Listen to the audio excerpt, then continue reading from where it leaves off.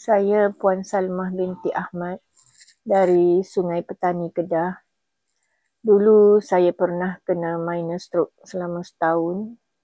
Boleh Puan bagi tahu saya, Puan ada masalah yang macam mana ya gunakan minyak bidara merah ni? Sebelum ni saya kebas-kebas tangan, kaki, sakit belakang, pening-pening.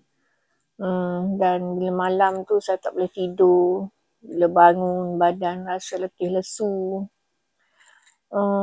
Angin banyak lah dalam badan. Mungkin terkena buatan orang. Dulu saya guna minyak bidara hijau. Tapi lepas 2 bulan saya guna minyak bidara merah ni, nampak perbezaan tu. Dulu tangan saya tak boleh gerak. Sekarang semenjak guna minyak bidara merah ni, Alhamdulillah dah boleh gerak dah. Dulu saya bangun pagi-pagi badan rasa berat, letih lesu. Sekarang bila bangun pagi rasa segar badan. Tak pening-pening macam dulu lagi dah.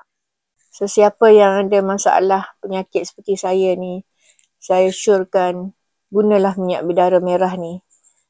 Saya walau ke mana saya pergi, saya akan tetap membawa minyak bidara merah ni untuk kegunaan dan keperluan saya bila-bila masa saja.